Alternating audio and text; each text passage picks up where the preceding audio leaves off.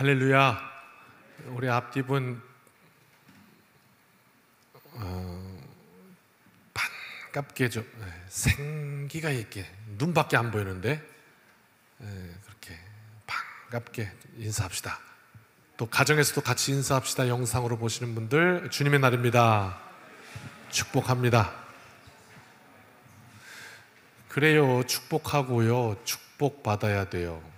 축복이라는 뜻 다시 한번 말하지만 빌축자에다가 복복자.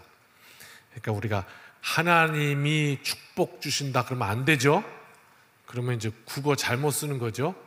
근데 이 축복이라는 것이 꼭 복보다 더 좋은 뭐 VIP 복 이런 식으로 우리한테 이게 어감으로 와닿아서 하나님의 축복 그러는데, 하나님은 축복하시는 분이 아니에요. 하나님은 복을 주시는 분이죠. 축복이라는 건 복을 빈다는 거예요. 하나님이 누구한테 복을 빌어요? 아니요, 하나님은 복을 주시는 분이지 하나님은 누구에게 복을 비는 분이 아니에요. 그러니까 목사는 축복하는 사람이에요. 누구에게? 하나님에게 복을 비는 거예요. 또 우리 성도는 축복하는 사람이에요. 하나님에게 복을 비는 거예요. 하나님의 복이 필요합니다. 그렇지만 하나님은 축복하시는 분이 아니에요. 하나님은 복을 비시는 분이 아니에요. 하나님은 복을 주시는 분이에요. 그러니까 하나님 축복하여 주옵소서, 이건 사실 국어를 잘못 쓰는 거예요. 역전앞 이런 거랑 비슷한 거예요. 그죠? 역전, 이게 역 앞이란 소리인데 거기다 앞자를 또 붙이잖아요. 역전 앞에서 만나. 역전에서 만나 그러면 역 앞에서 만나자는 거잖아요. 그러니까 그렇게 잘못 사용하듯이 축복, 하나님의 축복, 이거는 잘못된 말이에요. 하나님의 복 이렇게 해서 맞는 거예요. 하나님은 복, 하나님 복 주십시오.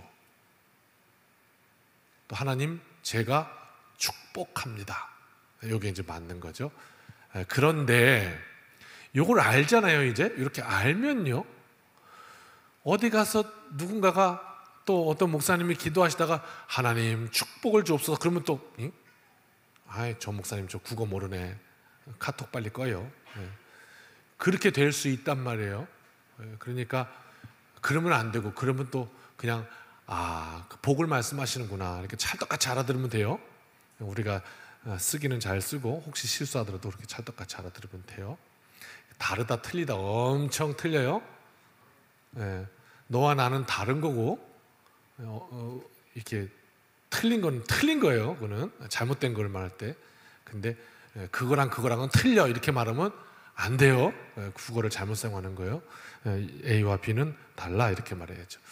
자, 오늘 그렇게 많이 교회 오시면 축복하고 또 축복받고 그렇게 가는 거예요. 그게 오늘 복된 주일이에요. 꼭 기억하시고 이제 예배 마치고 계속해서 복을 빌고 또 축복받고 하는 이런 오늘 복된 한 날 되시길 바랍니다. 지난주에 이어서 오늘 같은 본문인데 따라합시다. 믿음의 용기. 지난주 기억하십니까? 말씀을 복음의 폭발 스데반 그랬습니다. 스데반이 그 생명을 들여서 죽어가는 순교의 현장으로부터 복음이 폭발하는 역사가 일어납니다. 그런데 그 다음에 어떤 일이 일어나냐면 스데반이 이제 죽었잖아요. 그러니까 스데반을 죽이려 한 자들이 있었죠. 왜 죽었는지는 지난주에 함께 나눴습니다. 스데반의 설교 가운데 예전 아브라함부터 쫙 훑어서, 그런데 너희들이 그토록 예수님이 지금 잘못했다고 주장하는, 왜 모세가 주었던 하나님의 율법을 파괴하려는 자라고 예수님이, 지금 너희가 그렇게 나를 모함하고 예수님을 모함하는데, 그렇게 너희들이 말하는 그 권위를 말하는 모세, 그러면 모세서부터 여태까지 왔던 그 모든 하나님이 보내신 선지자들과 하나님의 말씀의 권위에 너희들이 순종했냐? 아니, 선지자들을 잡아 죽이고 불순종하고 모세 원망 불평하고 아론에서 금송아지 만들고, 그게 누군데? 이렇게 얘기를 했더니 그들이 성경에는 마음의 찔림을 받아 그랬어요. 그러니까 잘못된 것을 깨달았단 말이에요. 그러면 사람이 잘못된 것을 깨달으면 좋아. 이게 지혜예요. 여러분, 누군가가 뭘 잘못하잖아요. 그러면 내가 지적하면 될 것 같잖아요. 근데 제가 목회를 해보니까 그렇지 않더라고요. 누가 잘못했잖아요. 그래갖고 김 집사님 그거 잘못했어요. 틀렸어요. 그렇게 하면 안 돼요. 이렇게 얘기하면 아이고 목사님 그렇군요. 제가 안 그러나 싶었는데 아이고 알겠어요 목사님 알겠습니다. 그리고 다음 주에 얘기가 들려요. 그 집사님 시험 들었대요. 이게 제가 10년 동안 목회하면서 계속해서 깨달았던 지혜예요. 그러니까 사람이 잘못한 거를 탁 이렇게 지적을 해서 알게 되면 고칠 것 같잖아요. 그런데 안 그러더라고요. 그렇게 섭섭하더라고요. 잘못된 건 알아요. 아는데 그러면 섭섭하고선 고치면 그나마 그냥 내가 뭐 악역 좀 했다 이렇게 하고 넘어갈 텐데 고치지도 않아요. 이게 참 어려운 거예요. 이게 참 어려운 거예요. 그런데요, 그게 이제 사람인가 봐요. 이 스데반을 죽였던 사람들이 마음에 찔렸거든요. 스데반이 설교할 때, 마지막 설교할 때, 그러니까 잘못된 걸 아는 거예요. 인정할 수밖에 없었던 거예요. 맞아, 그렇지, 우리가 그렇지 뭐, 다 각자 찔렸단 말이에요. 그런데 그들은 찔려서 회개를 한 게 아니라 찔려서 이를 갈았어요. 저거 죽여버려야 되겠다 이렇게 말해요. 그리고 나서 스데반을 죽였거든요. 그러면 뭔가 그 존재가 없어졌고요. 그러면 굉장히 지금 마음속에 이런 어떤 복잡하고 또 두렵고 이런 마음들이 복합적으로 일어났을 텐데 그들은 거기서 멈추지를 않습니다. 그리고 그 악행을 계속 더 확장시켜요. 어떻게? 이참에 저 스데반과 같이 예수 믿는 사람들을 싹 다 잡아 전멸시켜버리자 이렇게 작전을 세워요. 그래서 일어난 것이 오늘 첫 절이에요. 19절 같이 읽을까요? 그때에 스데반의 일로 일어난 환난으로 말미암아 아멘. 그러니까 스데반의 일 때문에 일어난 게 이제 다시 안정된 것이 아니라 환난이 일어났어요. 왜? 예수 믿는 자들을 이참에 잡아 죽여버리자 이렇게 되어서 환난이 일어났던 거예요. 그래서 어떻게 해요? 사람들이 흩어지게 됩니다. 예수 믿으면 다 죽여버리겠다. 저 301호도 예수 믿고 503호도 예수 믿고 407호도 예수 믿고 막 이러니까 저것들 다 죽여야 돼. 이렇게 되니까 살 수가 없어요. 그래서 생명, 목숨을 구하기 위해서 도망갈 수밖에 없는 이런 상황이 벌어졌던 거죠. 그래서 흩어졌어요. 그런데 이상하죠. 오늘 우리가 말씀 속에 생각해 볼 건 뭐냐면 여러분, 우리는요 지금 이 시대에 믿음 지키기가 이제 쉽지 않은 시대가 오는 것 같아요. 역사적으로 말이에요. 사사기가 보여줬듯이 백성들이 하나님을 떠나서 타락하면 하나님께서 또 재앙을 내리시고 그러면 백성들이 죽겠습니다. 제발 살려주십시오. 그렇게 부르짖고요. 그러면 하나님이 또 하나님의 말씀을 전하는 사사를 보내셔서 다시 그 하나님의 말씀으로 또 회복하고 일어나게 하시고 그러면 또 이 백성이 또 말 안 듣고 이게 지금 역사에 계속 되풀이되는 거죠. 그런 걸 발견하면서 이 땅에도 정말 그 하나님의 역사가 그렇게 눈물 또 피, 생명 이렇게 갖고 들어왔잖아요. 그래서 이 나라가 역사적으로 보는 거예요 지금. 그죠? 틀림없어요. 부인할 수 없어요. 오늘 8.15 광복주일이잖아요.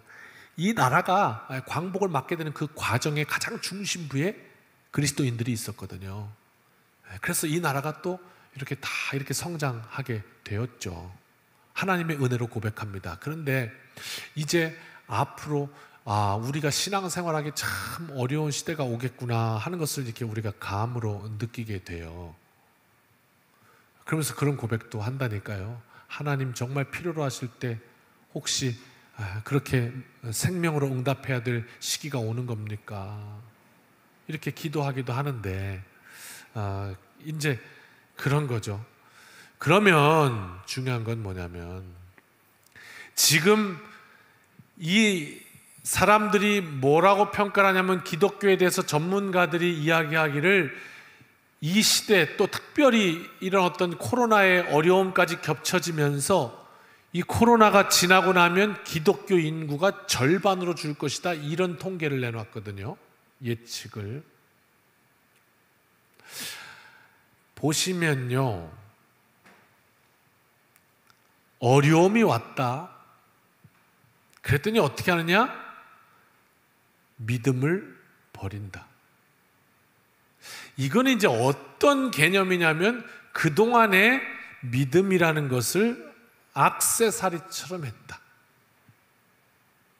목걸이 하듯이, 귀걸이 하듯이, 반지 하듯이.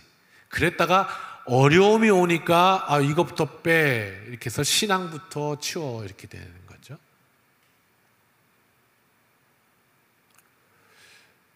만약에 뭐 그럴 일 없지만 뭐 이 땅에 그랬지 않습니까? 우리 할아버지 할머니들이 예수 믿는 것 때문에 목숨 걸어야 될 시절이 있었죠. 일제시대.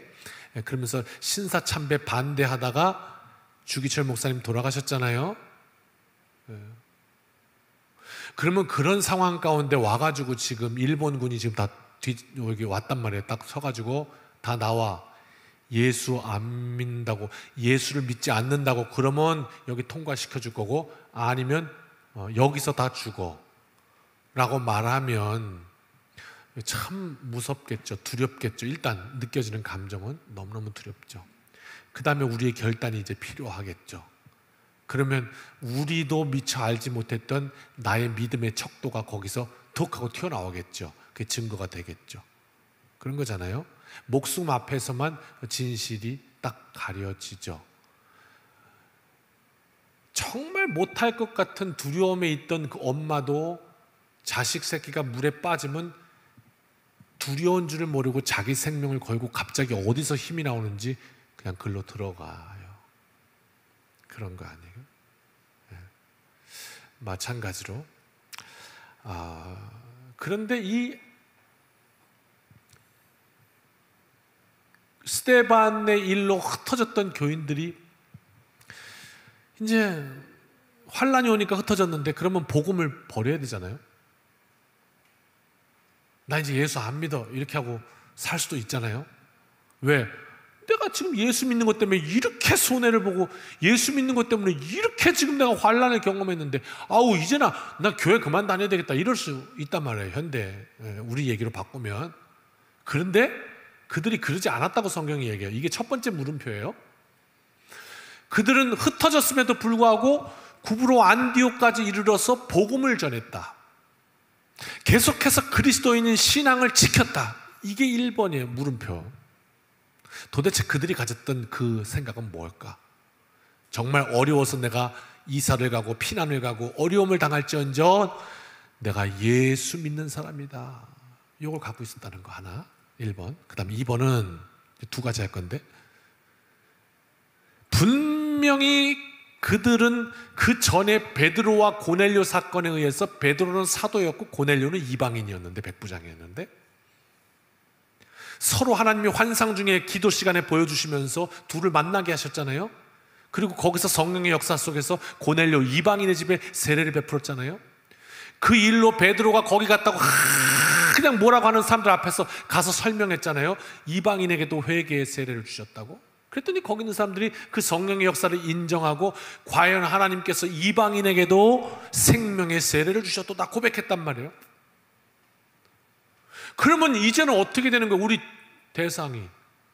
우리 복음의 대상이 어떻게 되는 거예요? 유대인만 구원하시는 게 아니에요. 이미 이 사람들에게는 유대인도 하나님이 찾으시는 백성이에요. 유대인도 복음의 대상이에요. 복음을 가서 전해야 돼요. 그런데 말씀 보니까 두 번째 물음표는 뭐냐면, 누구에게만 말씀을 전했다고요? 네, 이렇게 함께 참여하시면 좋아요. 네, 그러면 머리 탁탁 박혀요. 그런데도 여전히 유대인들에게만 말씀을 전하고 있는 거예요. 이게 두 번째 물음표예요. 그래, 참 사람이요 그래요. 양면성이 있다는 걸 항상 알아야 돼요. 우리에게는요, 하나님의 말씀을 따라가고자 하는 정말 간절한 마음이 있는가 하면요, 시시때때로 그 하나님의 말씀과 상관없이 내 뜻대로 살고자 하는 그런 마음이 존재해요. 우리 연약함이. 이 두 가지가 계속해서 싸우고 있다는 사실을 우리가 인지하기만 해도 우리의 폭은 굉장히 넓어집니다. 이 두 가지를 인지하지 못하는 데서 나오는 말이 이런 말이에요. 예를 들면 참 저 사람 위선적이다. 야, 저 사람 참 겉과 속이 다르네. 어떻게 자기가 말해놓고 자기가 저렇게 하니? 그런데 인간이 그런 존재예요. 그리고 나도 다르지 않아요. 이걸 이해하고 나면 그럴 수 있지. 이렇게 이해할 수 있는 폭이 우리가 넓어진다고. 그 다음에는 어떻게 하죠? 그러면 이 속에서 그러면 하나님 원하시는 게 뭘까? 이렇게 찾게 되는 것이죠. 오늘 요 1번, 2번 물음표를 통해서 하나님을 믿는 믿음을 버릴 수 없어서 내가 고난당하고 환난을 당할지언정 복음을 꼭 가서 전해야 되겠다는 이 사람들, 그럼에도 불구하고 하나님이 말씀하신 내가 깨끗하다는 걸 네가 더럽지 하지 말라고 이방인에게도 가서 복음을 전하라 뜻을 주셨는데도 불구하고 유대인에게만 가서 전하는 거예요. 이런 여전히 깨어지지 않는 연약함, 이게 지금 공존하고 있는 게 우리 실존이라 이거예요. 예전에 중고등부 시절에 이제 노방전도라고 그래갖고 나간단 말이에요, 동암역에. 그러면 기타를 치면서 제일 많이 불렀던 노래 뭐였죠?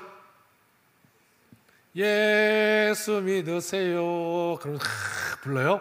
그러면서 이제 동암역에서 나오는 분들 막 이렇게 전도지 주고 이렇게 한다. 지금은 이제 그렇게 못해요. 공공장소에서 이렇게 하면 안 되니까. 그래서 그 길도 막혔는데.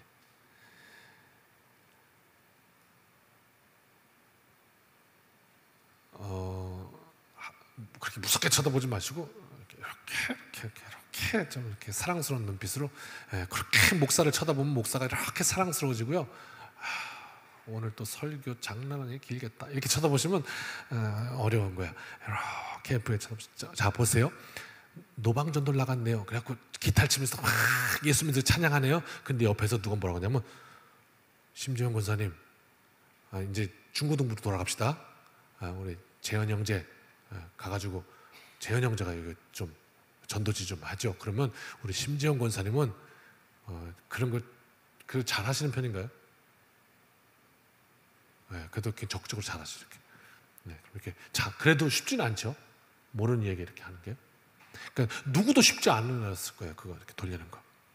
저도 굉장히 어려워요. 낯선 그 사람에게 뭔가 이렇게 말 건다는 거 정말 수줍어하고 어려워합니다. 믿지 않으시겠지만 사실입니다. 그래서 늘 나가면 저는요 노래할래요. 그래갖고 이제 기타 치면서 노래하는 데서 그냥 노래 열심히 부르고, 왜 아군들이 있으면 괜찮은데 혼자 가서 이렇게 보면 그 참 어렵습니다. 유대인들이 이 유대인이 아닌 이방인에게 가서 복음 전하는 거 쉬웠을까요? 이거 되게 어려운 일이에요. 그 다음 또 하나, 자, 하나님의 뜻인 거 알았잖아요. 이방인에게도 복음, 생명의 회개를 주셨다, 이걸 알았는데도 불구하고, 그럼에도 불구하고 내가 유대인으로서 이방인에게 가서 예수의 복음을 전한다는 건 쉬운 일은 아니었어요. 왜냐하면 이게 지금 조상 때부터 갖고 있는 넘어설 수 없는 엄청난 갈등이거든요. 이 우리나라 대한민국도 참 이 지역 갈등이 힘들었잖아요.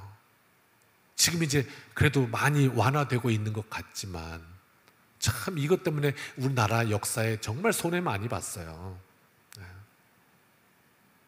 뭐 그런가 하면 일본이랑 우리 관계는 어때요? 뭐 이건 뭐 어떻게 뭐 말할 수 없이 안 좋죠.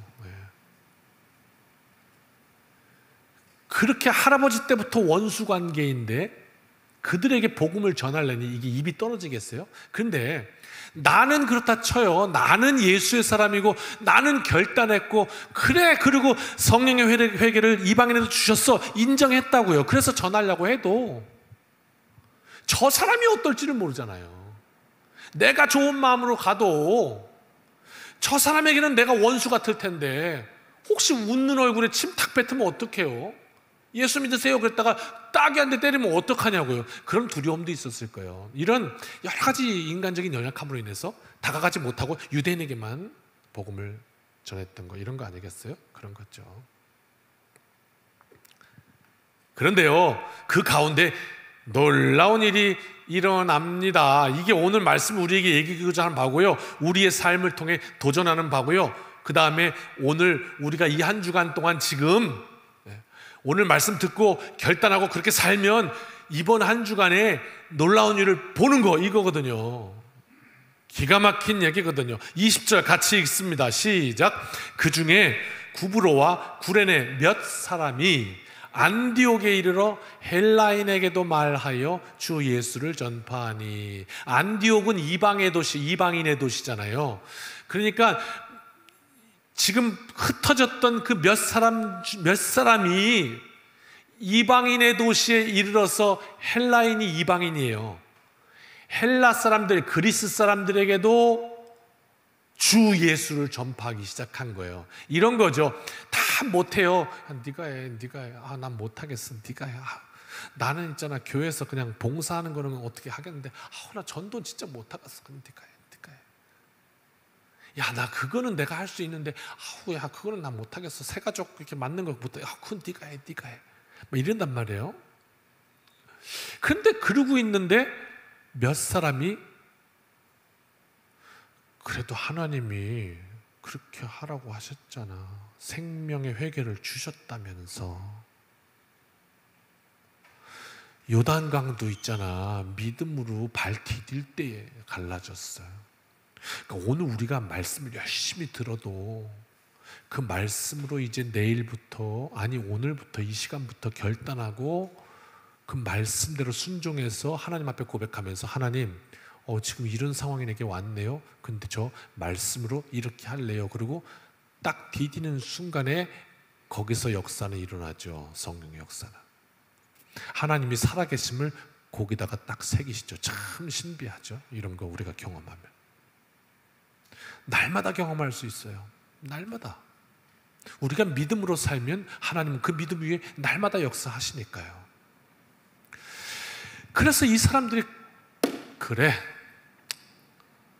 말씀했는데, 베드로와 고넬료도 만나게 하셨는데 내가 말씀에 순종해야지.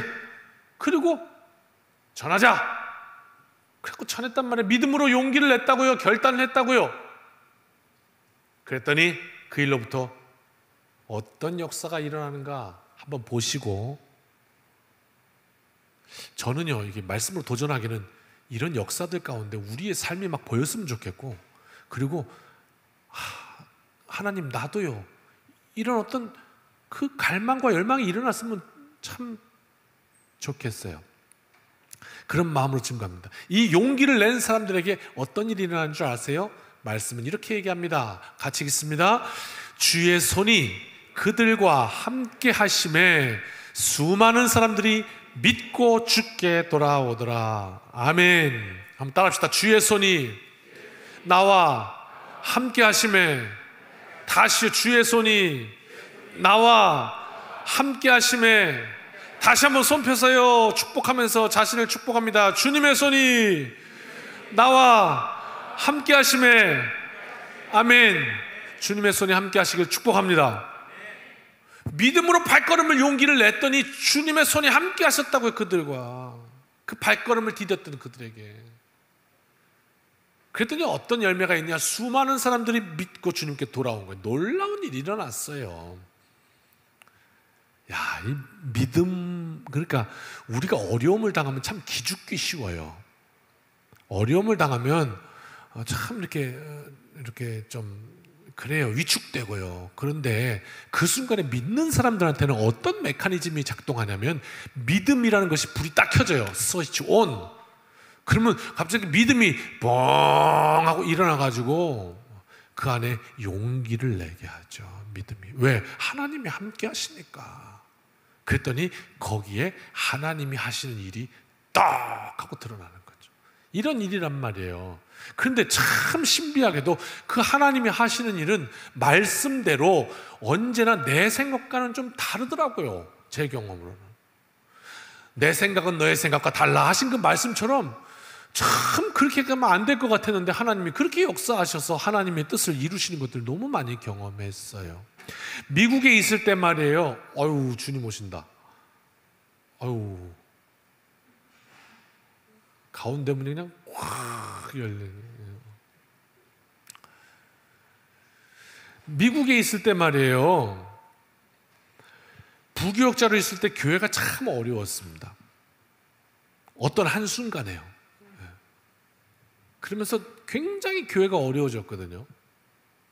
근데 그때 어떤 분이 계셨냐면, 집사님 중에 한 환갑 정도 되신 60세 정도 되신 그 집사님, 여자 집사님 한 분이 계셨는데, 그 남편 위해서 뭐 30년 이상 기도를 하신 거예요. 결혼하고서 쭉 그냥 혼자 신앙생활 하신 거예요. 그래서 꿈에도 소원은 남편 교회 나오는 거, 뭐 이렇게 신앙생활을 했거든요.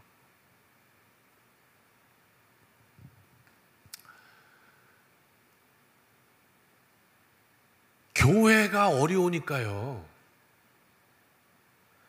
남편을 매주 어떻게, 여보 오늘은 교회 나갈래? 여보 오늘은 교회 나갈래? 오늘은 교회 나갈래? 그러지만 이번 주는 아닌 거예요. 왜? 교회가 지금 별로예요. 분위기가 안 좋아요. 그러니까 오늘 혹시 나가면 굉장히 교회에 대해서 실망하고 앞으로 교회를 다시는 나오게 할 수 있는 찬스가 없을 것 같은 거예요. 이게 내가 지금 몇 년을 기도하면서 만든 찬스인데 오늘 아니야, 오늘 아니야. 이렇게 이제 마음을 드신 모양이에요. 그래도 용기를 내서 교회 나갈래? 그랬더니 남편이 갑자기 오늘 교회 한번 가볼까? 이러는 거예요. 속으로는 오늘 아닌데. 근데 아니 여보 다음 주에 나와 하기는 그 마음이, 돌 같은 마음이 언제 변할지는 알 수가 없어서, 그래서 그분이 그 주에 교회를 처음 나옵니다. 이렇게 미국에서 집, 이렇게 가정집, 개인 집들 이렇게 막 이렇게 만드시는 분이었거든요. 집 이렇게 이렇게. 이제 그분이 나오셨는데 교회에서 그날 예배를 드리시고 이게 뭐가 마음에 이렇게 충만하게 온 거예요. 그래 이분이 그 마치고 나서 이제 이렇게 옆에 가가지고 식당에서 같이 교제를 하면서 밥을 먹는데 뭐라 그러냐면, 제가 다음 주부터 제 친구들 좀 데리고 와도 되겠습니까? 이럽니다. 그러면서 뭐라 하냐면, 제 주변에는요 싹 다 교회 안 다니는 사람밖에 없어요. 그래가지고 그 다음 주부터 이분이 친구들을 전도하기 시작하는데요, 아주 그 동네 교회, 왜냐하면 한인들은 굉장히 교회 많이 다닙니다. 한인들은 크리스천이 뭐 한 60% 된다고 봐도 될 정도로 많습니다. 근데 안 믿는 남자들은 하여튼, 그러니까 막 가정이 다 오는 거예요. 가정이 매주 3가정씩 데리고 오는 거예요. 그래갖고 정확하게 한 3달 만에 교회가 예배 인원이 2배가 됩니다. 제 눈으로 본 거예요. 그런 역사가 있었어요. 교회가 어려운데 하나님은 그 교회 어려운 걸로도 사용하시더라고요. 하나님의 역사는 참 다른 것 같아요. 그런데 믿음으로 그래도 용기를 내는 그 발걸음에 하나님이 내가 한다 그러고 새기시더라고요. 우리의 삶을 보면 그렇습니다. 자, 이 믿음의 용기를 탁 냈더니 몇 사람이 헬라인에게도 그 장벽을 넘어서 주 예수를 전파하기 시작했더니 주의 손이 그들과 함께 하셔서 막 죽게 돌아오는 역사가 일어나요. 와, 여기까지 왔어요. 지금 스테반에서부터 여기까지 온 거예요. 그 다음 스텝은 뭐죠? 같이 읽습니다. 22절 시작. 예루살렘 교회가 이 사람들의 소문을 듣고 바나바를 안디옥까지 보내니, 예루살렘 교회에서 이 소문을 들었어요. 지금 일어난 사건의 현장은 안디옥이에요. 안디옥은 이방인의 도시예요. 예루살렘은 유대인들이 도시고 예루살렘 교회는 교회 중에 교회. 지난 주간인가요? 누가 저한테 묻더라고요. 목사님, 한국은행에다가도 적금 들 수 있어요? 진짜로 몰라서 물으시는 것 같더라고요. 근데 저도 그런 생각을 못 해봤고 잘 모르겠어요. 우리 지폐를 한국은행에서 찍어내는 건 알겠는데, 그래가지고 한국은행은 은행들의 은행 아니에요? 이렇게 그냥 설명을 해줬어요. 마찬가지로 예루살렘 교회는요, 교회 중에 교회 아니에요? 이렇게 말할 정도의 교회예요. 가장 권위 있는 예루살렘 교회. 그 예루살렘 교회가 지금 안디옥에서 세상에 흩어진 사람들이 몇몇이 예수님을 헬라인들한테, 이방인들한테 전하기 시작했는데 불이 붙었단다 거기에. 자꾸 지금 난리가 났대. 하루에 그냥 막 떼거지로 몰려서 지금 믿는 자들이 생겼다는 거야. 그래서 어떻게 해요? 사람이 모자라, 일꾼이 모자라, 말씀을 가르쳐야 되는데 말씀을 가르칠 사람이 모자라, 목사를 보내야 돼. 그래가지고 바나바를 파송하는 거예요. 안디옥까지. 그 다음입니다. 23절 같이 읽습니다. 그가 이르러 하나님의 은혜를 보고 기뻐하여 모든 사람에게 굳건한 마음으로 주와 함께 머물러 있으라 권하니. 이렇게 이제 바나바가 가서 이야기하는데, 바나바의 말 중에 요 굳건한 마음으로 요거 하나 좀 짚고 넘어갈게요. 요 말은 헬라어의 테프로데세이 테스카르디아스라는 말인데, 번역하면 많은 사람 앞에 두다. 같이 따라합시다. 많은 사람 앞에 두다. 요게 굳건한 마음으로라는 뜻이에요. 많은 사람 앞에 두다라는 의미를 가지고 있어요. 이 말이 무슨 의미일까요? 굳건한 마음으로 예수님께 머물라는 뜻은 나의 그 확고한 신념 때문에 그 뜻을 많은 사람 앞에 두는 거래요. 기가 막히더라고요. 저는요, 이렇게 비판적인 시각을 좀 많이 갖고 있었거든요. 예를 들면, 죄송합니다, 용서하십시오, 장로님이면 뭐예요? 권사님이면 뭐예요? 집사님이면 뭐예요? 뭐 이런 거 있잖아요. 목사면 뭐예요? 이런 거 있잖아요. 그런데요, 그게 또 아니더라고요. 우리가 살다 보면요, 아까 말씀드린 대로 우리에게는 1번도 있고 2번도 있어요. 하나님의 뜻대로 정말 내 생명 드리고 싶은 충성심도 있고요, 한쪽으로는 그러나 자꾸 깨지고 무너지고 쓰러지는 나의 연약함도 있단 말이에요. 이게 공존하는 게 우리 인간의 실존이라고 했단 말이에요. 그런데 어느 순간에 여러분 그런 경험 혹시 가지고 계세요? 그래도 내가 목사인데, 이런 거요. 그건 안 되지. 그래도 내가 권사인데. 혹시 그런 거 경험해 보신 적 있으세요?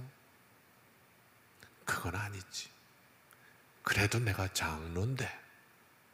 이게 뭔 얘기냐면, 오늘 굳건한 마음으로 주님 앞에 머물라 했더니 굳건한 마음이라는 뜻이 그거래요. 내가 확고한 신념이 있기 때문에 그 신념으로 많은 사람 앞에 그 뜻을 세운 거예요. 나 장로, 권사. 그러니까 이렇게 세운, 이 많은 사람들 앞에 세운 것이 내 연약함으로 쓰러질 수 있을 때 잡아주기도 한다네요. 주님과 함께 머물러 있는 굳건한 마음으로. 그래서 이 뜻이 많은 사람 앞에 둔다, 이런 뜻이 된 거예요. 이 말이. 그렇구나. 이 헬라 원어에 참 귀한 뜻이 있다. 참 오묘합니다. 하나님이 우리에게 허락하신 공동체가 그렇단 말이에요. 우리가 모여서, 속회에서 모여서, 또 소금으로 모여서, 또 남성교회 모여서, 여성교회 모여서, 서로가 서로에게, 청년부 모여서, 중고등부 모여서 은혜를 나누고 간증하고 내 삶을 나누고, 내가 이런 일이 있었다 그러면서 어려움 날 기도해서 기도해달라고 하고, 내가 정말 이번 주에는 이거 도전해보고 싶은데 날 위해서 좀 중보해 주세요. 기도하고 뭡니까? 뜻을 세운 거예요. 그러면 그 뜻을 통해서 지금 나를 위해서 내가 말했기 때문에 기도하고 있을 텐데 나도 열심히 싸워야지. 그리고 싸운단 말이에요. 이런 우리 인간의 연약함이 굳건해지게 하신, 이게 우리의 공동체다, 이런 의미를 또 갖고 있어요. 우리 믿음이 탈선하지 않도록. 그렇게 이제 바나바가 굳건한 마음으로 예수님께 붙어 있으라 이렇게 권면했던 거죠. 그런데요, 예수님도 이런 말씀하신 적이 있어요. 같이 읽어봅시다. 요한복음 15장 5절 시작. 나는 포도나무요 너희는 가지라. 그가 내 안에 내가 그 안에 거하면 사람이 열매를 많이 맺나니 나를 떠나서는 너희가 아무것도 할 수 없습니다. 아멘. 붙어 있는 거예요. 붙어 있는 거. 그러면 열매를 많이 맺는다. 그래서 우리도 주님의 몸된 교회 공동체에 붙어 있는 거예요. 지금 붙어 있는 거예요. 이게 주일 아무것도 아닌 것 같아도 와서 주님께 붙어 있는 거예요. 은혜 받는 거예요. 다시 영적인 공급을 받는 거예요. 그래서 그 에너지로 살아가는 거예요. 여러분, 지금 우리가 코로나를 통해서 이렇게 온 거 있잖아요. 이게 얼마나 힘든 일인지 아세요? 제가 정확히 여러분들의 그 어떤 하나님께서 저에게 막 이렇게 투시의 은사를 주시지 않아가지고 여러분들이 그동안 어떻게 주일을 잘 영상으로 이렇게 성수를 하셨는지, 아니면 가끔씩은 이렇게 빼먹으셨는지, 아니면 이렇게 건성건성으로 이렇게 그냥 뭐 빼먹으면 그냥 하면서 이렇게 들으셨는지, 그건 모르겠어요. 제가 어떻게 매주 지켜오셨는지 신앙을. 그런데 여러분, 예배를요, 저는 그런 경험이 없습니다만 아직 예배를 한 달 정도 빼먹으면 어떠세요? 제가 딱 한 주, 군대 때 딱 한 주 그 예배를 못 나가봐서 잘 모르겠는데 무너질 겁니다. 틀림없이 무너질 거예요. 아니, 밥을 한 끼 굶으면요 생활 제대로 되십니까? 제가 당이 있는 목사님 한번 만나서 같이 모시고 다니다가요, 그분이 갑자기 나 빨리 좀 어디로 데려가려고 그러더라고요. 그러더니 콜라를 빨리 시켜달라고 그러더라고요. 그래서 콜라 달라고 그랬는데 종업원이 안 와요. 그랬더니 그 점잖은 목사님이 소리를 팍 콜라 달라고 소리를 지르시더라고요. 그러면서 그 쇼크가 와가지고 힘드시더라고요. 여러분, 우리한테요 이 영양분이 들어가야 우리가 살아요. 네. 영적으로도 그렇습니다. 그 교회에 와서 영적인 양식을 공급받고 이렇게 하는 거예요. 여러분, 음식을 먹으면서요, 요거는 비타민 뭐고, 요거는 무슨 영양분이고, 요거는 탄수화물이고, 뭐 그래서 요게 들어가서 내 뱃살이 될 거고, 요게 들어가서 내 피부를 젊게 할 거고, 요게 들어가서 뭐 내 어디를 고칠 거고. 여러분, 그런 거 이렇게 알고 다 이렇게 드십니까? 질문이 너무 좀 그렇죠? 비타민을 딱 드시면서 지금 어디가 좋아지고 있어? 이렇게 하십니까? 그렇지 않잖아요.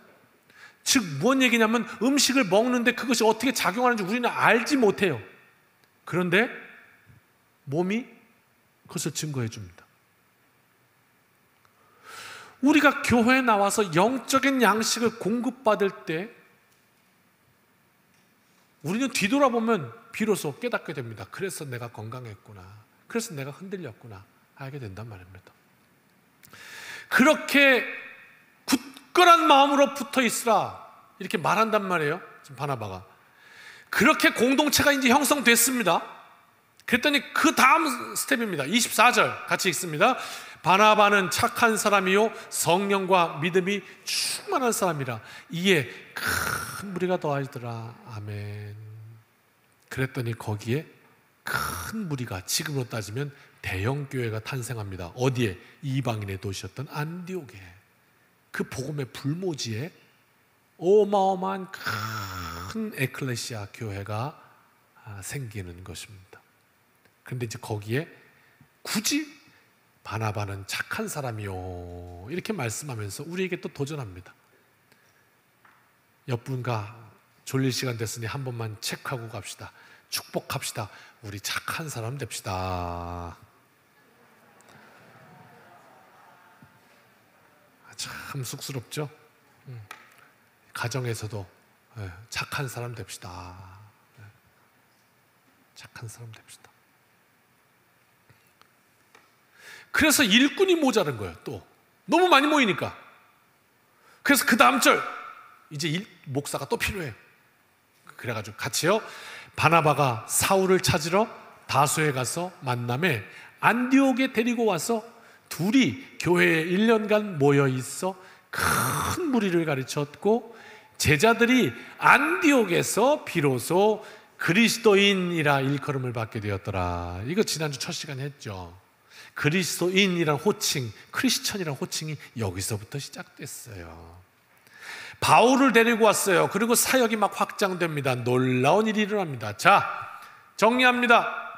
여기까지 간략히 정리하면 여기부터 다시 와요. 우리가 마음에 담아두면 참 좋아요. 그래, 내가 꼭 필요한 하나님이 기회 주실 때 이 복음 전해야지 하는 마음으로요. 한번 정리해 보세요. 스데반으로부터 시작했다고요, 복음이. 그래서 스데반으로 인해서 좋아진 게 아니라 오히려 이참에 뿌리 뽑아버려. 그리고 환란이 시작돼서 그리스도인들이 다 퍼져버렸어요. 불은 퍼뜨리면 꺼진다고요. 그런데 꺼지질 않아요. 믿음을 버리지 않았어요. 그러나 그들 안에도 여전히 인간적인 연약함은 있었어요. 그래서 유대인에게만 전하는 거예요. 그러나 그 중에 믿음의 용기를 가진 몇 사람이 있었다고요. 오늘도 하나님은 그들을 찾으세요. 네가 앞장설래? 그 여호수아잖아요. 그렇게 찾으세요. 그래서 그 몇 사람이 이방인에게 용기를 내서 하나님의 말씀에 순종하면서 발을 내디디면서 주 예수를 전하기 시작했는데, 거기서 예상치 못해, 그들이 예상했을까요? 우리가 이렇게 내가 오늘 이렇게 복음 전하면 여기서 하나님이 엄청난 일을 하실 거야, 그렇게 예상하고 그들이 했을까요? 아닐 거예요. 이거 하다가 욕 먹을지도 몰라. 이거 하다가 침뱉음 당할지도 몰라. 이거 하다가 그냥 뭐 한 대 맞을지도 몰라. 그렇지만 주님이 하라고 했잖아. 그러니까 하자. 지난주에 보여주셨잖아. 베드로한테 고넬료랑 만나게 하셨잖아. 하자. 친구랑, 야, 우리 저기 보니까 이방인인데 전도할까? 말까? 야, 그래도 우리 하자. 그래갖고 몇 사람이 가서 용기를 내서 한 거예요. 그랬더니 하나님께서 역사하시기 전 엄청나. 그랬더니 어떻게 해요? 그 소문이 예루살렘까지 갑니다. 그 중심부에서 바나바를 파송해요. 엄청나게 폭발합니다. 모자라요. 바울도 파송해요. 그래서 그냥 이런 놀라운 일이 일어났던 거예요. 여러분, 오늘 이 말씀이 나에게 도전이 된다면요,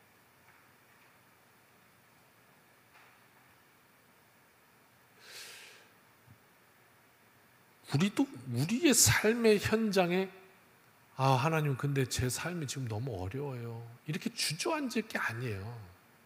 그게 아니라 우리에게 믿음의 용기가 필요합니다. 나는 못해, 나는 틀렸어, 그건 안 되는 일이야, 이런 우리의 생각이 있지만, 그러나 언제나 하나님의 뜻은 우리의 생각과 다른 것도 알기 때문에, 주님, 믿음의 용기를 주세요. 믿음의 용기를 주세요. 제가 그 말씀 의지해서 한 발 내디딜 수 있게. 오늘 이들이 막 갈등하다가, 야, 그래도 한번 해보자, 말씀대로. 그리고 용기를 냈던 것처럼, 하나님, 저도 그렇게 용기를 내게 해주세요. 그리고 놀라운 하나님의 역사의 주인공이 되게 해주세요.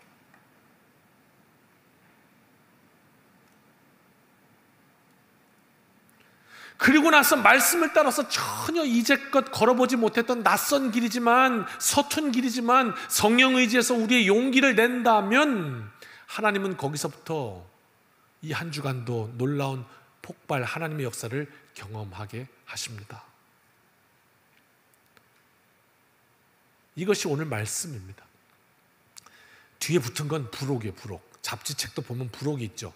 뒤에 에피소드가 하나가 나오는데, 자, 27절 28절 같이 이제 참 재미있는 장면 하나를 보여줍니다. 부록 보십시다. 27절 28절 시작. 그때에 선지자들이 예루살렘에서 안디옥에 이르니 그 중에 아가보라 하는 한 사람이 일어나 성령으로 말하되 천하에 큰 흉년이 들리라 하더니 글라우디오 때에 그렇게 되니라, 이렇게 말했어요. 자, 그러니까 그 소문 듣고 예루살렘 교회에서 이제 안디옥으로 막 목사님들이 막 건너오는 거예요. 점점 더 사역자들이 건너와요. 막 많아지니까 감당이 안 되니까 건너왔는데, 그 중에 아가보라는 목사님이 있었는데, 이 목사님이 예언 사역 하시는 분이죠.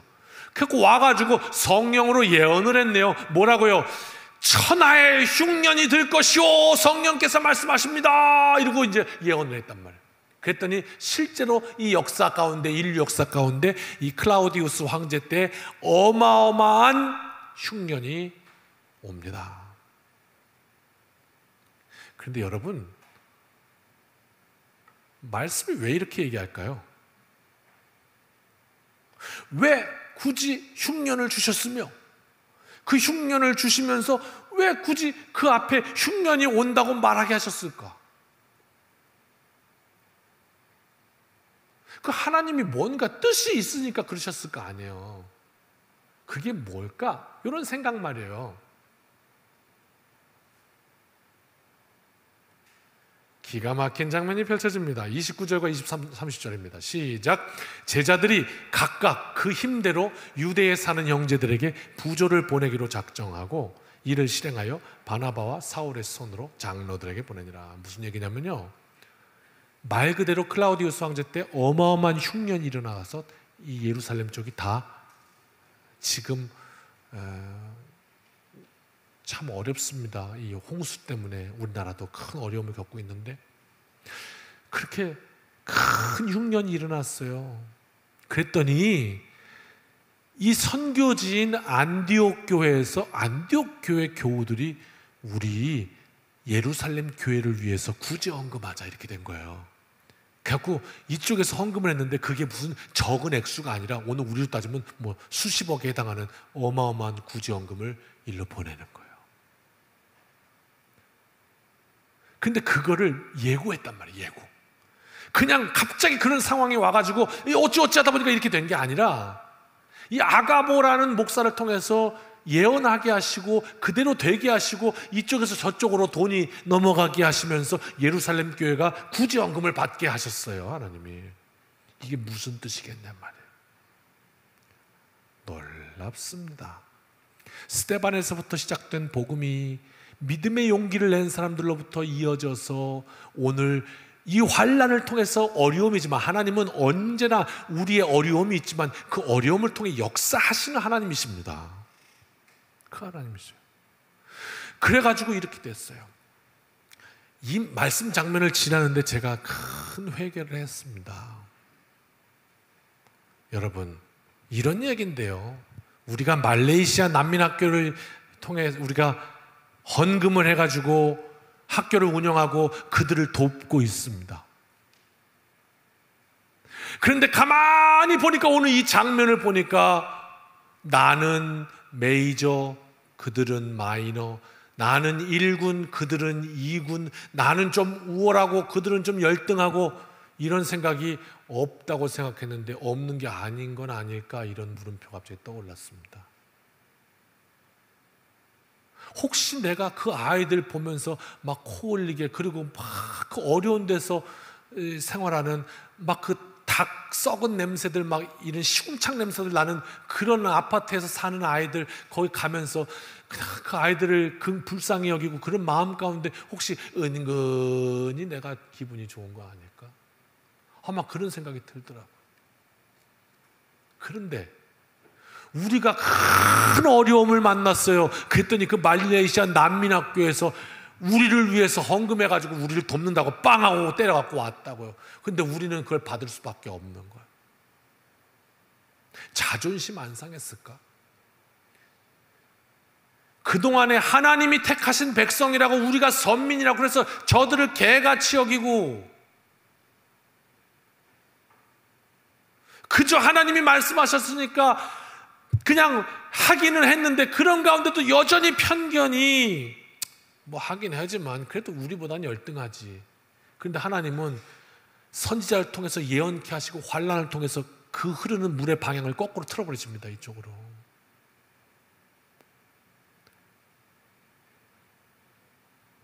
제가 말레이시아의 난민들, 그 어려운 아이들 가서 학교에 가서 처음에 딱 만났을 때 그 아이들이 저한테 노래를 불러줬습니다. 여경혜 집사님, G코드 좀 작게 쳐주세요. 얘네들이 저 보자마자 이 노래 불렀거든요. 예수 안에 우리는 형제요, 예수 안에 우리는 형제요. 예수 안에 우리는 형제요. 지금 또 영원히 예수 안에 우리는 형제요.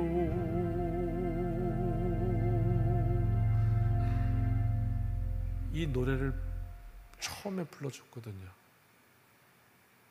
그런데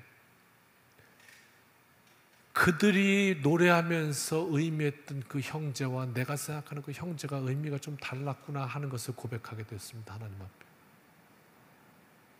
그렇구나.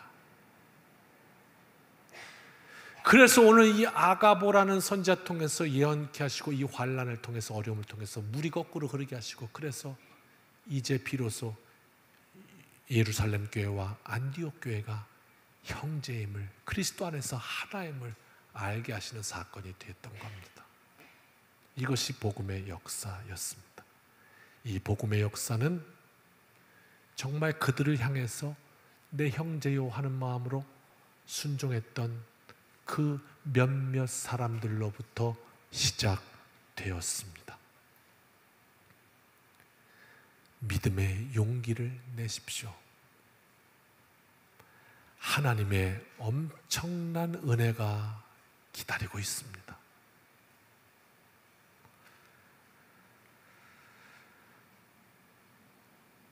늦었습니다. 아닙니다. 하나님 아직 제게는 힘이 있습니다. 하나님 아직 제게는 주님 주신 건강이 있습니다. 믿음의 용기를 내게 해주십시오. 오늘 말씀으로부터 성령의 역사를 우리가 사모하고 결단하면 성령님은 우리의 어려운 현실, 그것도 하나님의 영광으로 사용하십니다. 진정으로 하나님께서 놀라운 하늘의 충만한 은혜로 꽉꽉 채워 주십니다.